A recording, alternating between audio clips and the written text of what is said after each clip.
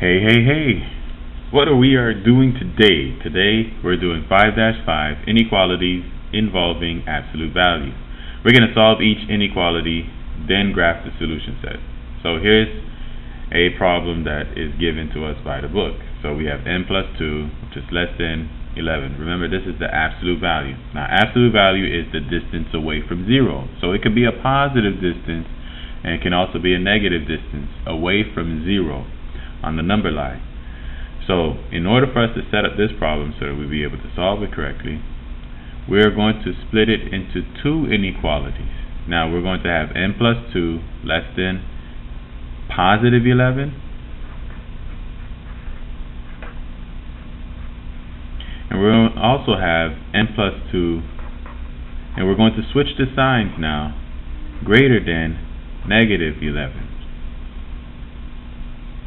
Alright, so now that we have these two inequalities, we're just going to solve it. First, what we're going to do is draw our border line for each so we can separate both sides of the inequality, and we're going to solve it.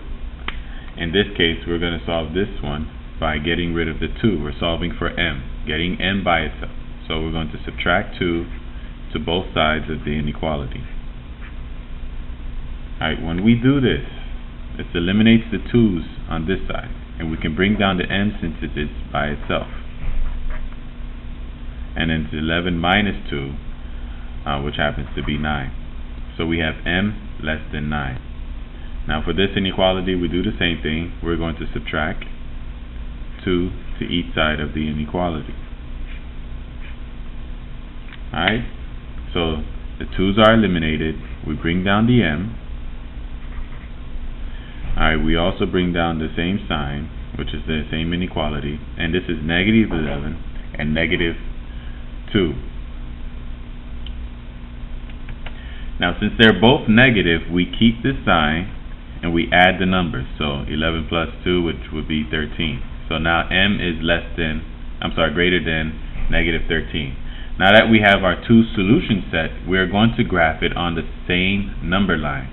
And this is what we're going to do for our solution set. So here's the number line. I'll draw it out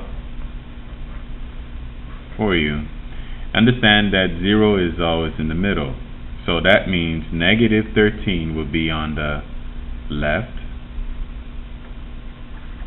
and then positive 9 would be on the right. So let's see, if 13 is this far, 9 is probably going to be about here, give or take. But what we're going to do in graphing it, alright, this is because it's not equal to, it will both be considered an open circle. At that number, an open circle.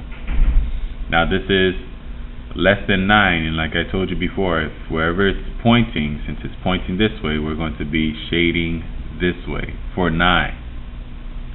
Now for 13, it's pointing the other way, so we're going to be shading this way for 13. So treat these as if they are arrows telling you where to point. Okay? And this is how you would graph the solution. Let's go ahead and work out another problem.